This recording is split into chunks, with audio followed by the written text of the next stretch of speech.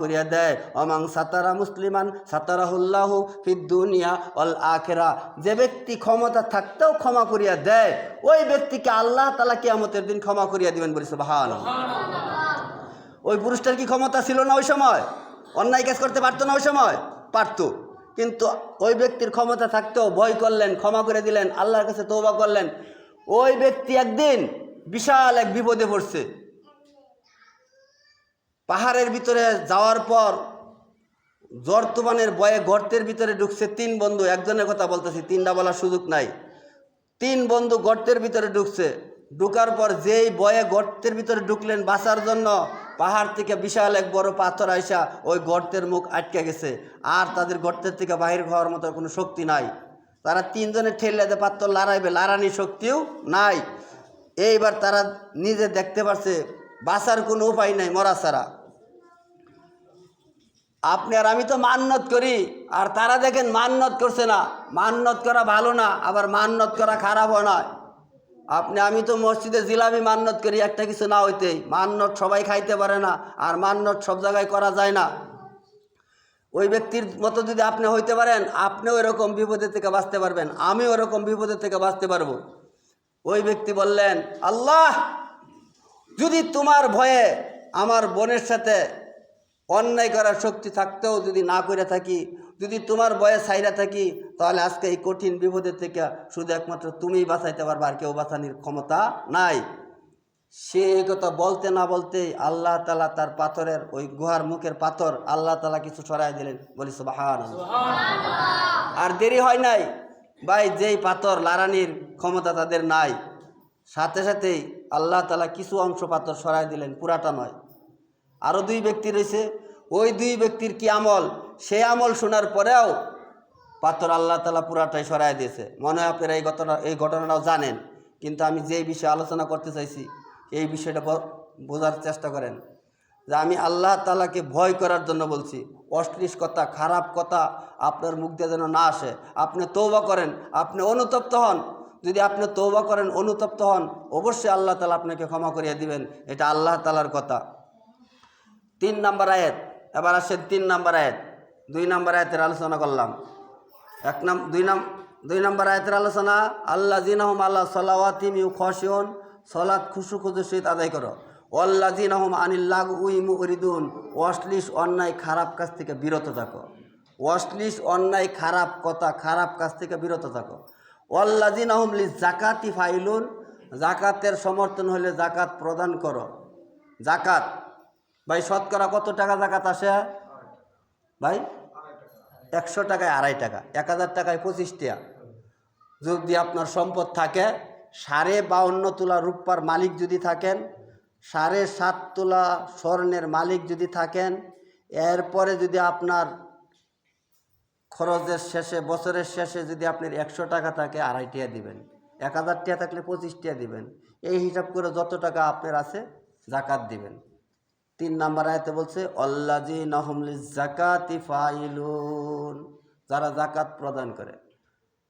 এখন আমরা যাকাত ওইরকম পুরাপুরি হিসাব করে যদি দিতে পারি, তাহলে ফিরদাউস জান্নাতের আশা করতে পারি। নচেত ফিরদাউসের জান্নাতের আশা করতে পারবেন না।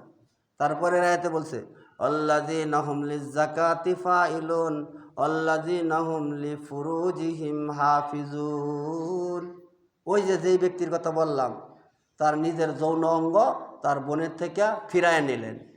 এ আয়াতে বললেন, তোমাদের নিজের যৌন অঙ্গকে হেফাজত করো। আল্লাযীনা হুম লিফুরুজিহিম হাফিজুন, তোমাদের নিজের যৌন অঙ্গকে হেফাজত করো। যারা জিহ্বা আর যৌন অঙ্গকে হেফাজত করবে, তাদেরকে আল্লাহ রাসূল বলছেন জান্নাতে নেওয়ার জামিনদার আমি। বলি সুবহানাল্লাহ। তাহলে 2টা হাদিসের দ্বারা কি বুঝাইছি? লিসান, জিহ্বা আর যৌন অঙ্গ যদি হেফাজত করতে পারেন, আল্লাহ রাসূল বললেন জান্নাতে নেওয়ার জামিনদার রাসূল। আরেকবার বলি সুবহানাল্লাহ। এরপরে 9 নম্বর আয়াতের আলোচনা করি, যেহেতু সময় কম, মাঝখানের আয়াতের আলোচনাটা রয়ে গেল। 9 নম্বর আয়াতে বলছে, আল্লাযীনা হুম আলা সালাওয়াতিহিম ইউহাফিজুন, যারা সালাতকে হিফাজত করে। এখন দেখেন আপনারা সালাতকে হিফাজত করেন কিনা। 9 নম্বর আয়াতে বললেন সূরা মুমিন, 9 নম্বর আয়াতে বললেন আল্লাযীনা হুম আলা সলাওয়াতিম ইউ হাফিজুন, যারা সলাৎকে হিফাজত করে। 10 নম্বর আয়াতে বললেন উলাইকা হুমুল ওয়ারিসুন, তারাই হবে অধিকারী। আল্লাযিনা ইয়ারিসুনাল ফিরদাউস হুম ফিহা খালিদুন, তারাই ফিরদাউস জান্নাতের অধিকারী হবে। বলি সুবহানাল্লাহ। এখন নামাজের হিফাজতটা আপনার একটু বোঝাই অল্প সময়। নামাজের হিফাজত কাকে বলে? আপনারা নামাজের হিফাজত করছেন কি না? নামাজের হিফাজত কাকে বলে? আপনি নামাজ আদায় করলেন, আপনার নামাজটা হিফাজত হয় কি না এইটাই আপনারা জানায় দেওয়ার চেষ্টা করছি। আপনি নিজে আইসা নামাজ পড়লেন, আপনার ছেলে মেয়েরে নামাজের জন্য কিছুই বললেন না, আপনার স্ত্রীরে নামাজের জন্য কিছুই বললেন না। আপনি নিজে আইসা নামাজ পড়লেন, 1 রাকাত পান, আর 1 রাকাত পান না, জামাতে পড়তে পারেন না, তাকবীরুল্লাহ ধরতে পারেন না। আপনি নামাজ আদায় করছেন, আপনার সলাৎ হিফাজত হয় না। আপনি সলাৎ আদায় করছেন বাড়িতে, আজান শোনার পর মসজিদে আসেন নাই। এই মসজিদ উঠাইছেন নামাজের জন্য। পুরুষ মানুষ মসজিদে আইসা জামাতে সহিত সলাৎ আদায় করবে, এইটাই নিয়ম, রাসূলের হাদিসের দ্বারা প্রমাণিত। মাং সামিয়া নিদা ফালাম ইয়াতি ফালা সলাতা লাহ, তার সলাৎ নাই। যে মসজিদে আজান শোনার পরে সলাত আদায় করলো না, বাড়িতে সলাত আদায় করলো, রাসূল বলছেন তার সলাত নাই। আমার বলার কোনো অধিকার নাই, এটা আমার বানানো কথা না। মাং সামিয়া নিদা ফালাম ইয়াতি ফালা সলাতালা, তার সলাত নাই। যে আজান শুনলো, মসজিদে জামাতে সলাত আদায় করলো না, বাড়িতে আদায় করলো, তার সলাত রাসূল বললেন নাই। আপনি যে সলাত পড়ছেন, আপনার সলাত নাই। তাহলে আপনি সলাতের হিফাজত বুঝতেছেন না। সলাতের হিফাজত হইল যেই জায়গায় আজান হয়, যেই জায়গায় জামাতে সলাত আদায় করে, অরকাউ মার রকিন, মমিন রুকুকারীদের সাথে রুকু করো। অরকাউ মার রকিন, মমিন রুকুকারীদের সাথে রুকু করো। আপনি বাড়িতে সলাত আদায় করলেন, ওখানে রুকুকারী নাই, ওইখানে আজানও নাই। আজান হয়েছে মসজিদে এসে সলাত আদায় করার জন্য। আজানের কথা শুনে আরেক কথা মনে এসে গেছে। আপনাদের এনে কি রমজান মাসে সেহরির লেগিয়া গুইরা গুইরা মাইক দিয়ে ডাকে? মসজিদে হোক অথবা রিক্সা গাড়িতে হোক, ওই যে সিএনসিতে হোক, এগুলাতে ডাকে? আমাদের এখানে কিছু কিছু জায়গায় ডাকে। আবার যারা ডাকে ওগুলো আবার আধা কেজি 1 কেজি করে চাউলও দেয়।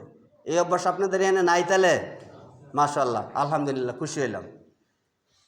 আজান অর্থ ডাকা, আজান অর্থ ডাকা, কল অর্থ ডাকা। কিন্তু ডাকা মসজিদে সেহরির সময় একটা টাইমে ডাক দেওয়া হয়, একবার আজান দিবেন সেহরির সময়, এটা চালু করবেন। আমার মসজিদে এটা আমি চালু করছি। আবার আমি জামালপুর যাচ্ছিলাম, ওখানে ওটা চালু করছি, জামালপুরে আজান দিতাম, হাদিসের দ্বারা প্রমাণিত। আমার মসজিদে যখন আজান চালু করছি, আমাদের অত্র এলাকার কেউ আজান দেয় না, কেউ না।